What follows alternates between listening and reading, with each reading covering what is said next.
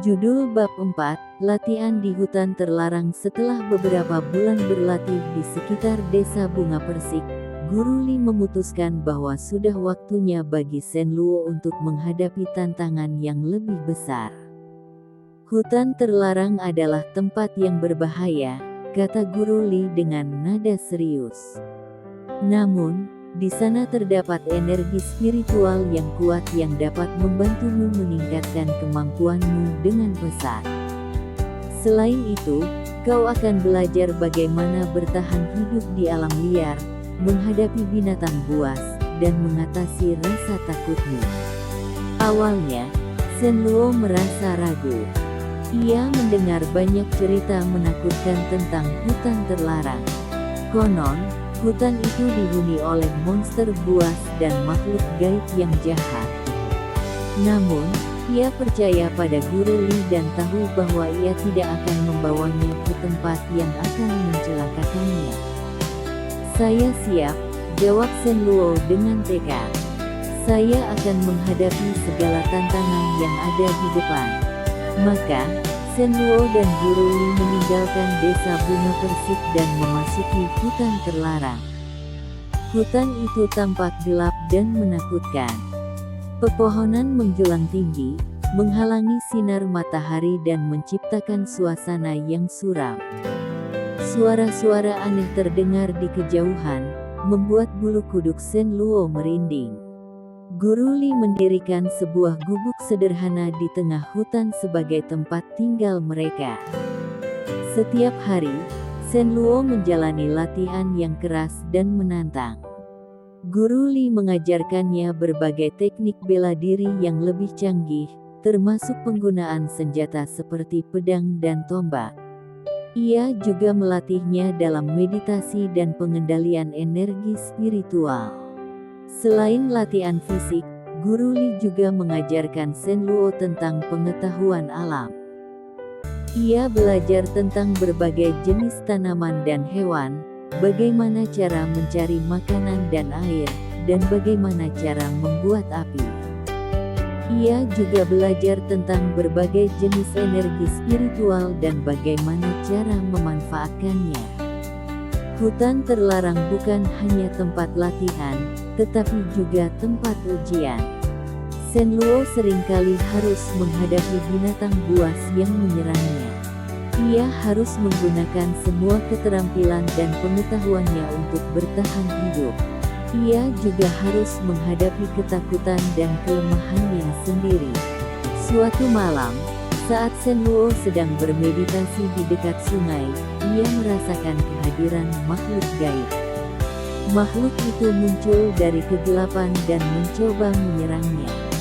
Shen Luo merasa sangat ketakutan, tetapi ia berhasil mengendalikan dirinya dan melawan makhluk itu. Pertempuran itu berlangsung sengit. Shen Luo menggunakan semua teknik bela diri yang ia pelajari dari Guru Li. Ia berhasil menghindari serangan makhluk itu dan melukainya dengan pedangnya. Akhirnya, makhluk itu melarikan diri ke dalam kegelapan. Setelah pertempuran itu, Shen Luo merasa sangat lelah, tetapi juga sangat bangga. Ia telah berhasil mengatasi rasa takutnya dan mengalahkan makhluk gaib itu. Ia tahu bahwa ia telah menjadi lebih kuat dari sebelumnya. Guru Li menghampirinya dan tersenyum. Kau telah melewati ujian ini dengan baik, kata Guru Li dengan nada bangga. Kau telah membuktikan bahwa kau memiliki potensi untuk menjadi seorang pejuang yang hebat. Shen Luo merasa sangat senang mendengar pujian dari Guru Li. Ia tahu bahwa ia masih memiliki banyak hal yang harus dipelajari, tetapi ia yakin bahwa ia akan terus berkembang dan menjadi lebih kuat. Di hutan terlarang, Shen Luo tidak hanya mengasah kemampuan bela dirinya, tetapi juga menemukan jati dirinya. Ia belajar tentang pentingnya keberanian, ketekunan, dan kebijaksanaan. Ia juga belajar tentang pentingnya menghormati alam dan menghargai kehidupan. Hutan terlarang menjadi tempat yang sakral bagi Shen Luo. Di sana, ia menemukan guru yang sejati, teman yang setia, dan kekuatan yang tak terduga.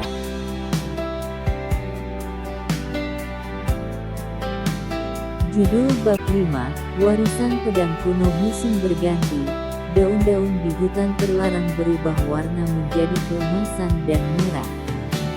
Shen Luo semakin mahir dalam seni bela diri dan pengendalian energi spiritual. Ia menjelajahi hutan dengan lebih percaya diri, mencari tantangan baru dan pengetahuan yang lebih dalam. Suatu hari, saat Shen Luo sedang berburu di dekat air terjun tersembunyi, ia menemukan sebuah gua yang tidak pernah ia lihat sebelumnya. Gua itu tersembunyi di balik tirai air terjun, tertutup oleh lumut dan tanaman merambat. Rasa ingin tahu Shen Luo terpancing, dan ia memutuskan untuk memasuki gua itu. Di dalam gua, Shen Luo menemukan sebuah ruangan yang luas dan gelap. Udara di dalam gua terasa dingin dan lembab. Tetesan air jatuh dari langit-langit gua, menciptakan suara yang menenangkan. Shen Luo menyalakan obor dan mulai menjelajahi ruangan itu. Di tengah ruangan, ia melihat sebuah altar batu yang kuno. Di atas altar, terdapat sebuah pedang yang tergeletak di atas kain sutra berwarna ungu. Pedang itu tampak usang dan berkarat, tetapi memancarkan aura yang kuat dan misterius. Shen Luo mendekati altar itu dengan hati-hati.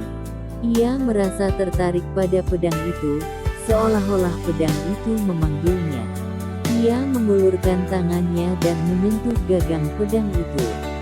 Saat ia menyentuh pedang itu, sebuah ledakan energi spiritual terjadi. Shen Luo merasakan kekuatan yang luar biasa mengalir melalui tubuhnya. Ia melihat penglihatan tentang masa lalunya, tentang dirinya sebagai seorang ahli bela diri yang hebat, tentang pertempuran-pertempuran epik yang telah ia lalui. Shen Luo menyadari bahwa pedang itu bukan hanya senjata biasa, tetapi juga warisan dari masa lalunya. Pedang itu adalah bagian dari dirinya, yang menyimpan kekuatan dan pengetahuan terpendam. Ia mengangkat pedang itu dari altar dan mengamatinya dengan seksama. Pedang itu memiliki bilah yang panjang dan melengkung, terbuat dari logam yang tidak dikenal. Gagang pedang itu terbuat dari tulang naga dan dihiasi dengan ukiran-ukiran kuno. Saat Shen Luo memegang pedang itu, ia merasakan koneksi yang kuat dengan pedang itu. Ia merasa seolah-olah pedang itu adalah bagian dari dirinya, perpanjangan dari tubuh dan jiwanya. Guru Li memasuki gua itu dan menghampiri Shen Luo. Ia tersenyum dan berkata, "Kau telah menemukan warisanmu, Shen Luo. Pedang itu adalah pedang naga langit, senjata yang digunakan olehmu di kehidupan sebelumnya. Pedang itu akan membantumu dalam perjalananmu menuju takdirmu." Shen Luo merasa terharu mendengar kata-kata Guru Li. Ia tahu bahwa pedang itu akan menjadi senjata yang ampuh dalam pertempuran melawan musuh-musuhnya. Namun, ia juga tahu bahwa pedang itu adalah tanggung jawab yang besar.